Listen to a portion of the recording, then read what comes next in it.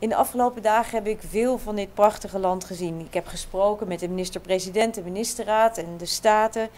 Ik ben op bezoek geweest bij onder andere Casa Cuna om te horen over hun belangrijke werk voor kinderen en tienermoeders.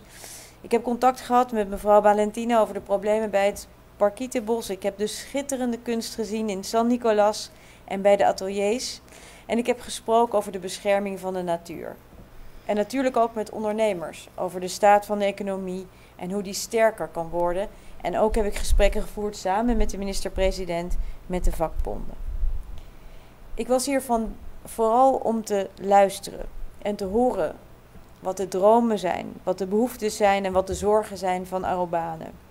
Want er is hier natuurlijk veel te doen en de minister-president zei dat al, over het onderwerp bestaanszekerheid, over onderwijs, arbeidsmarkt, natuur en klimaat. En zoals de minister-president ook zei, corona heeft dit deel van het Koninkrijk ongelooflijk hard geraakt.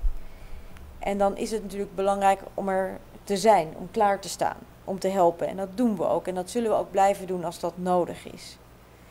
Maar in alle eerlijkheid waren er hier natuurlijk ook problemen voor die tijd.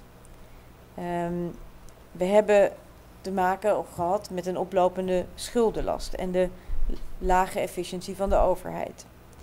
En die problemen zijn natuurlijk versterkt door corona, groter en dieper geworden. En die moeten worden opgelost, maar dat kan niet alleen maar met het herstel van toerisme. En daarom is het ook zo belangrijk dat het land aan de slag gaat met hervormingen. En wij willen daar ook graag bij helpen. Ik ben iemand die niet ervan houdt om beloftes te doen die ik niet kan waarmaken. Maar ik ben heel erg gemotiveerd om samen met Aruba en Arubanen aan het werk te gaan. Met hart en ziel te werken aan een gezamenlijke mooie toekomst. En dat te doen zoals onze regering in Nederland heeft gezegd op basis van een gelijkwaardige relatie. Ieder land is een volwaardig onderdeel van het Koninkrijk. Ik heb gehoord welke dromen er zijn. En ik wil heel graag meewerken om die te realiseren. En daarbij geldt dus ook voor mij geen woorden, maar daden. Dank u.